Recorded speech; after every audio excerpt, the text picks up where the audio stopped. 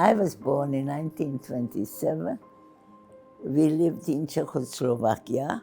It was a very lovely area.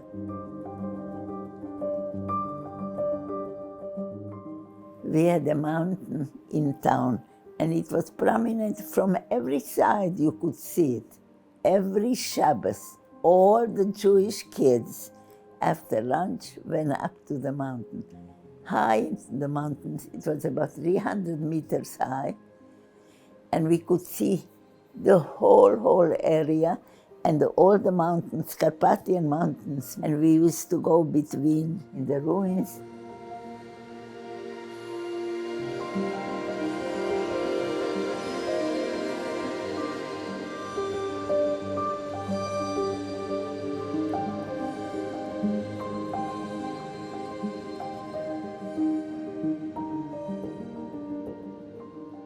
There were 3 children in our family. In the end, we remained 3 daughters, and I was the youngest. My father had 2 businesses. We had a little pundak, Wirtshaus in Yiddish, and people would come in to have in the summer. They had a glass of beer or whiskey or... So my father had another business, which was mineral waters. My mother had a very clean, beautiful, fine household. We had a Jewish girl who would help my mother in the kitchen because my mother had to help my father in the business. And the girl would prepare for lunch, and then my mother would cook it.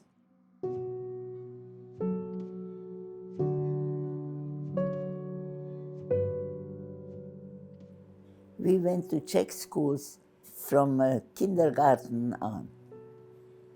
And we started learning the Czech language all together. We spoke Hungarian with my mother. That was my mother's tongue. With my father, we spoke Yiddish.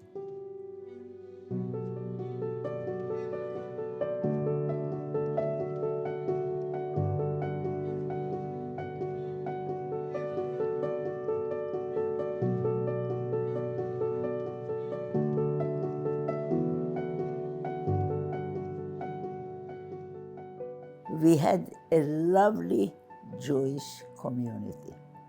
That community was run beautifully. We took very good care of the poor Jewish people who lived there. Mostly were very poor.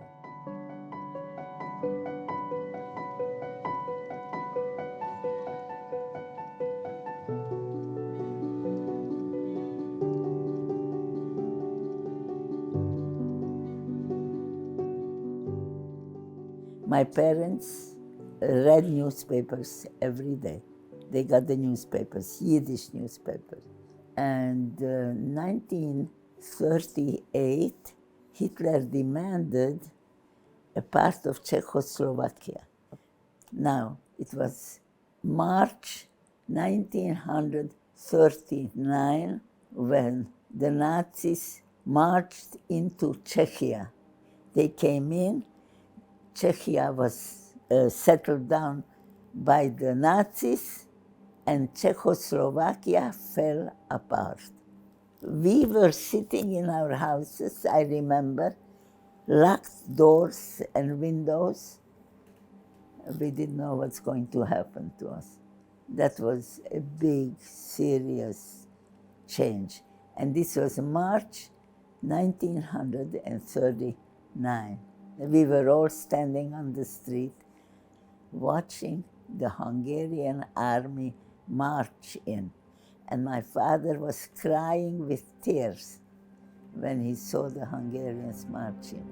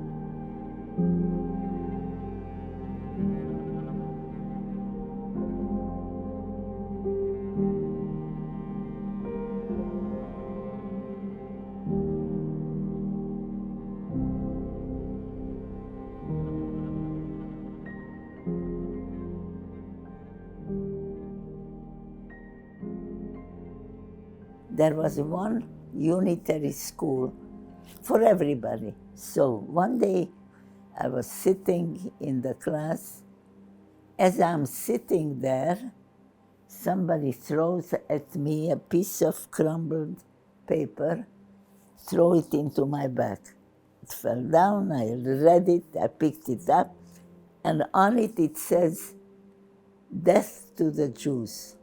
And then the teacher came in, and suddenly the teacher talks to these kids, all these different kids, and then she says, looks around, she goes like this, and she says, "Where are the Jewish kids?" And then she went like this, and we stood up, and she looked at us, and she says, "You see that door over there? Please, all of you, go out."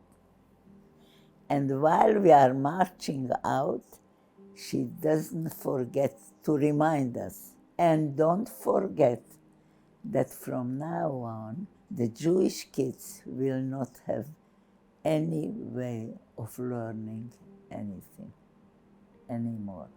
So I'm 12 years old.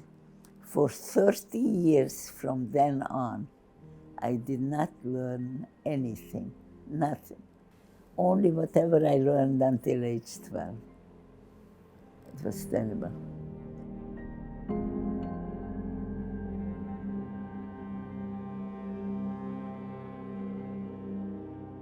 A few weeks or few months later, the Hungarian regime demanded the Jews to give him back the licenses to operate businesses. And soon after this, I am sitting in the store with my father. A man comes in, non-Jewish man, and he says to my father, he wants to talk to my father, and he talks to my father, and he says, "Mr. Friedman, I would like to stay here." My father had a good sense of humor, and he listens to him and tries to interpret what the man means. And then my father says to him, "Please, it's yours." We knew about Germany, we knew about Poland, we knew more or less, not too much, but a little bit we knew what happened to Jews in Europe at that time, already a long time. And my father left, and whatever was ours became his. And one day my father called us together, and he said, "Kinderlach, we have no more income." He went to my mother, and he said, "Would you want to take our children to Palestine, to Israel?" And my mother said, "No, not now." And we didn't go.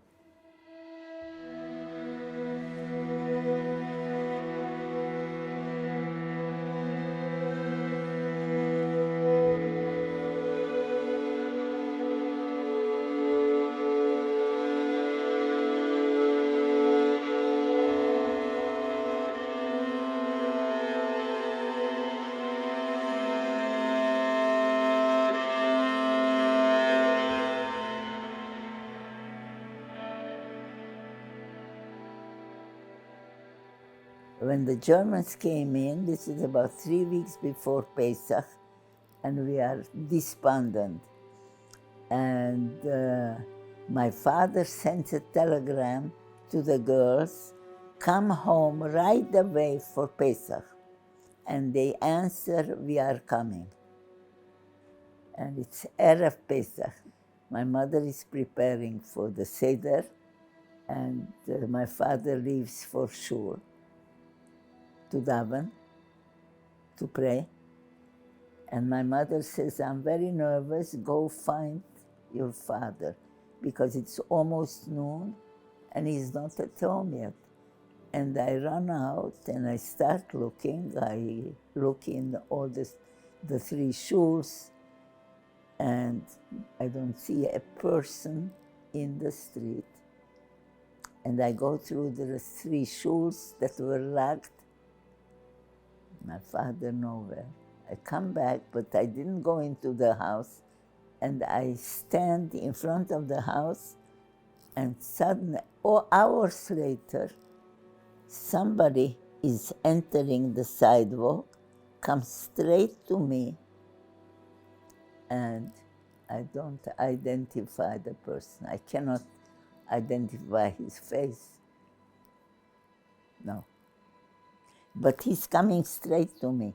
When he reaches me, I realize it is my father. He doesn't wear his hat, normal hat, and his suit. You know, he wears a suit. And he doesn't have a beard.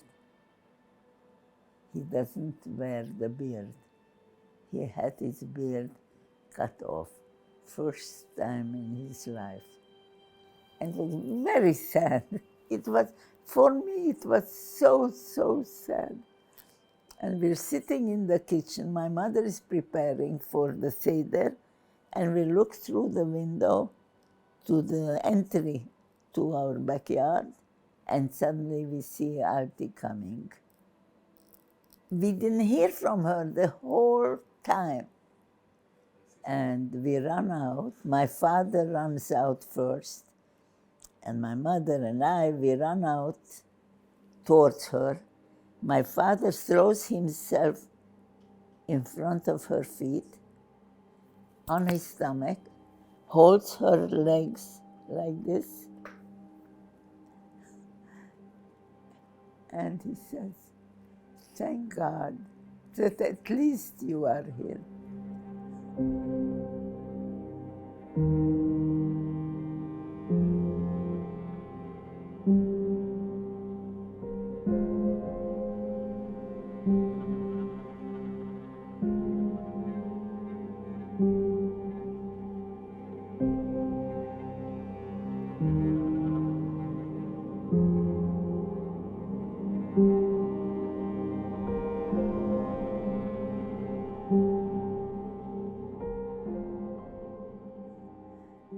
We went to the big synagogue. This is where I saw there. I tell you one picture. This is the big synagogue, and a man is sitting, leaning against the wall with a Gemara on his lap. He had a long yellow beard. And next to him are sitting other people all around the walls, and maybe 2, 3 people away from the man with the Gemara, with the yellow beard, is a woman who is breastfeeding her baby. At the vision of this old man. Can you imagine? From people, man is learning Gemara.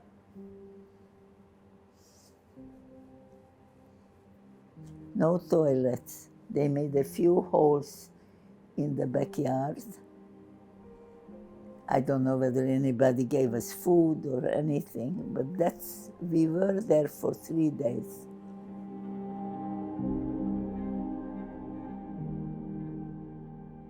And then we were taken away to ghettos, and terribly crowded, terribly.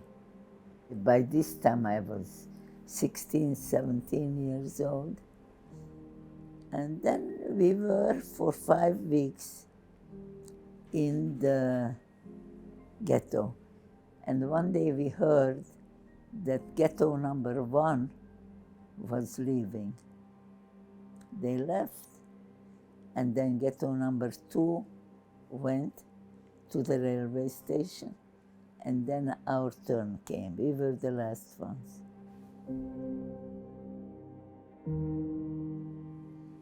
So we come to the railway station. There was a brick factory, Davidovich family. I am with my father. Next to my father, my mother and my sister were standing a little further. And we had up to 95 people sitting together. And we were very quiet. There were families. We spoke very, very softly, barely audibly, but we all whispered. Because this was the most delicate, most sensitive time in our lives that we spent together, and we don't know what's awaiting us.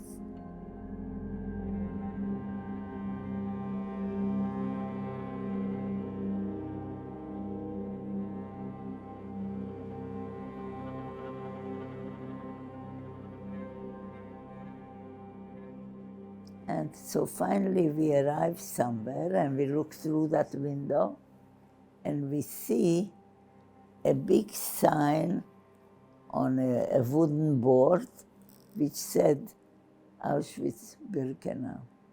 Had no idea what it is. Never heard the words. Never saw or heard the words.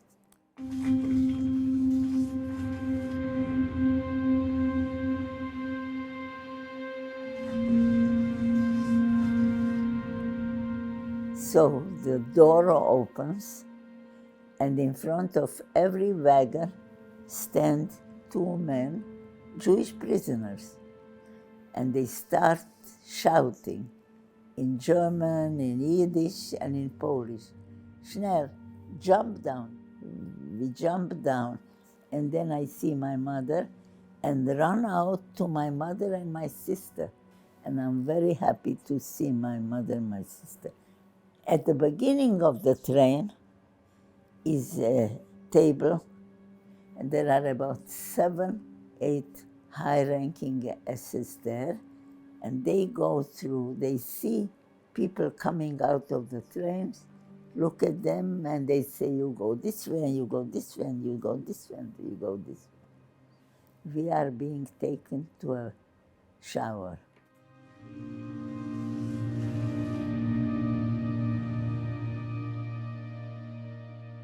I see in the middle sit a group of men, maybe 50, 60, not more than that. And I see the men are strong men from בחוסט. And my father is also there. And I say to myself, thank God, thank God. And I go to my mother. We are being taken to a shower. It's a building, separate building, and now they start yelling, undress. And when we dried up, then came a group, a lot, maybe 50, 60, I don't know how many, men and women, and starts to shear our hair, to clip our hair with clippers. My sister and I could not recognize each other. You won't believe it, how different a person looks without hair. You never saw anybody like that.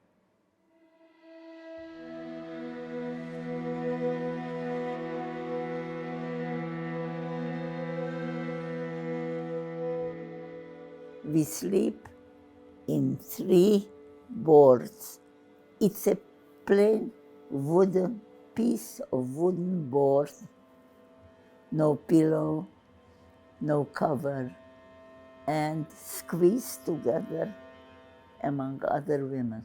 We'd never know who's sleeping next to me tomorrow. And in the morning, they wake us up at 4 o'clock, and the SS are coming to count us. This is Zähl Appell. They must know that they have exactly to the last 1 number. We are standing like 5 in a row, a lot of rows. The SS come and they walk along the 5s. They count the rows all the way up.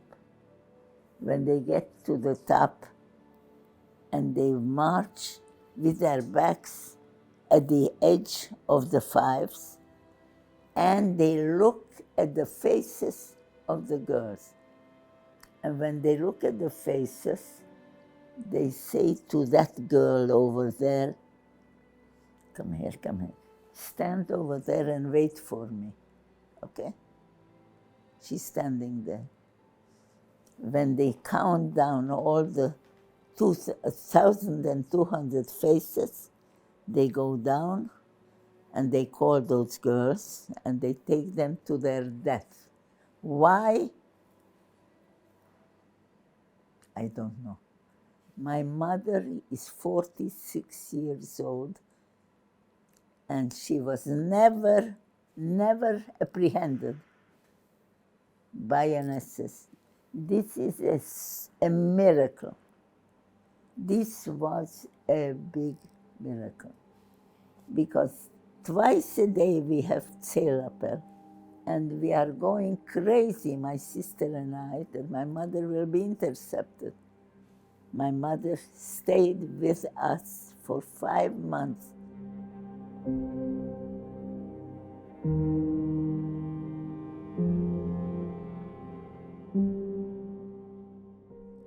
Time passed. We never knew when a Jewish holiday came by. We never knew.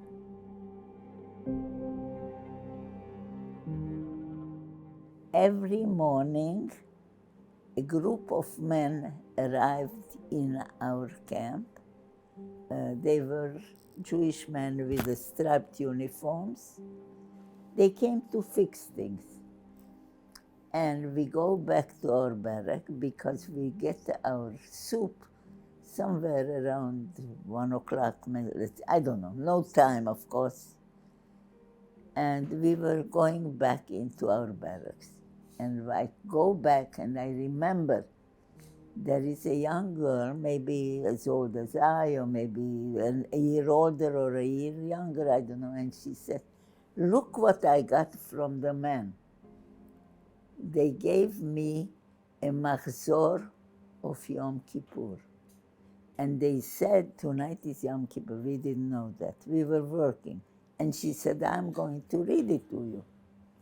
And so she stood, there was a little wall in the center of the barrack. She stood on it so that she can see the people who are up on top. And she starts reading it. And 1,200 women begin crying. It was horrible to listen.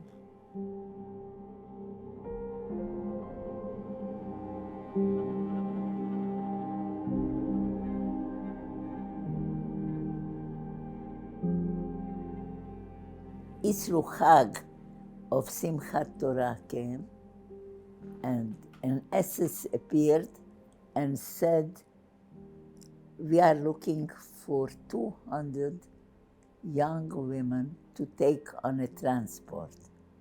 We decided, my mother and my sister and I, that if there will be a chance ever to get out of here to go on a work pool transport, we will do that, even though it seems like a calculated risk.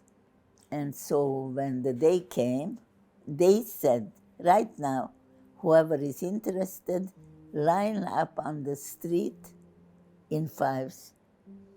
We are walking to the bathroom, the shower room, and we're walking, and thank God, and I'm saying, Tehei hashazot shat rachamim, like a mantra. And we get to the shower, and we take a shower, and then they tell us to go to the next room and sit down in a circle, naked, to dry up. Suddenly I see 3 S's come in, and they walk like we are sitting like this on the floor, big circle. And the SS passes next to our door, and they watch us. We're naked. And they pick out 8 females, 7 women, about my mother's age, friends, and 1 who was a 14-year-old girl who was one of the daughters of one of the ladies. And my mother cannot turn around and say, God bless you, children. Couldn't say that. And that's how she left. And my sister and my cousin was also there. And we were standing, and I said, age 17, we are not going to cry for mothers. Hashem will have to do something for them.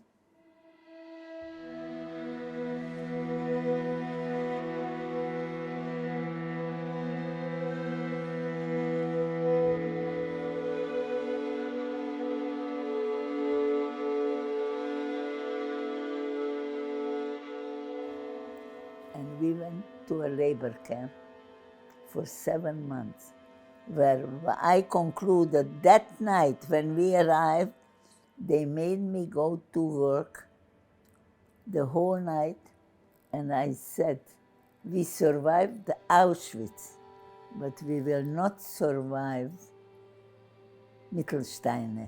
That was the name of the place. It was very hard work, very hard. A very special machine, a big machine, standing up the whole day, 12 hours working on a machine, not sitting down, not eating anything from the morning until next morning. And I said, Mother for sure wouldn't have survived it. We worked there about 6 months, and then we went to another place. And Sunday came and we didn't work, and then Sunday we hear whistling, that means Zählappell. And we stand up and we want to line up in fives, and we hear somebody on the loudspeaker say, it's not necessary to line up in fives. Stay the way you are. So we are standing there, and we look forward. It's a big field, open field, gorgeous weather. And in front of us stand a line of SS. And then the man with the speaker starts, says, today is the 8th of May. Today the war was declared over. You are free. You can do whatever you want to. You can go wherever you want to. We were asked to stay with you, to watch you until the Russian army arrives and liberates you.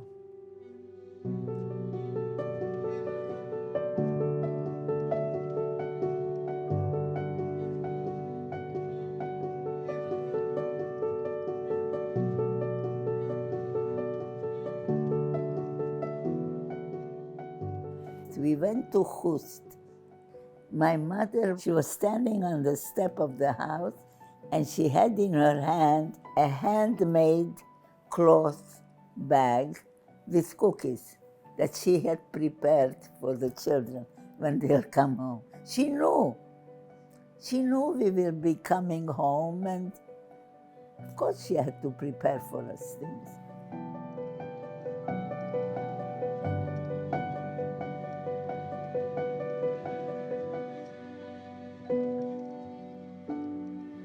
When we returned to Khust, my father wasn't at Khust, and a half a year later we found out that he was killed in the gas chambers after very hard work.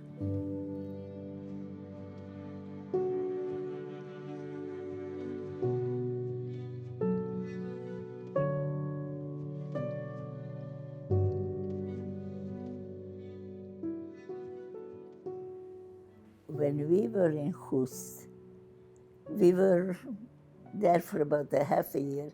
The holidays came. Rosh Hashanah, Yom Kippur came.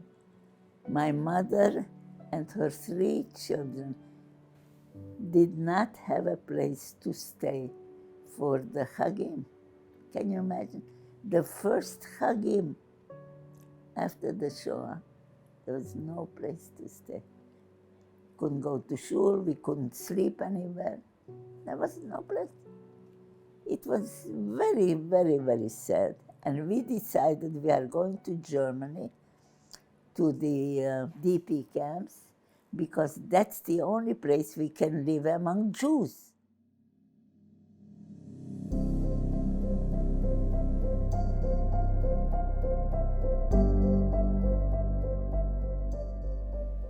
I got married to an Israeli young man, and that was the best thing I could ever do.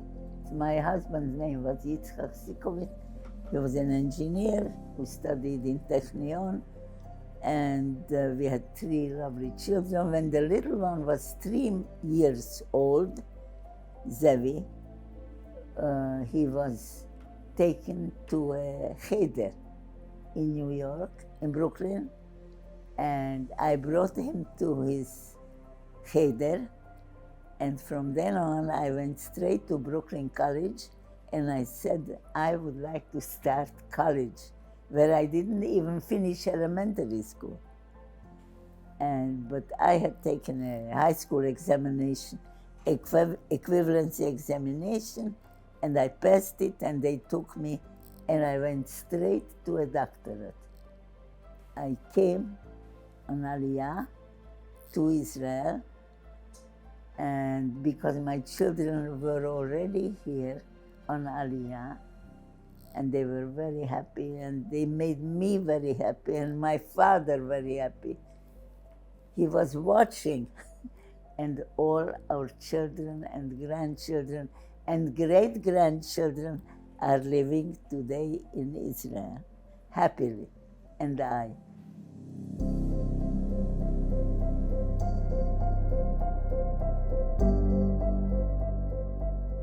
I was a psychologist for about 45, 50 years. It was very good for me, for what I learned from it. And I went to a place called Amcha, which was a place that took care of Holocaust survivors psychologically. And they accepted me, and I worked there for 28 years, treating Holocaust survivors. And that was very good for me and for the Holocaust survivors. It was mutually. I think that when you give to somebody who is in need, that is the best thing you can do for yourself to survive.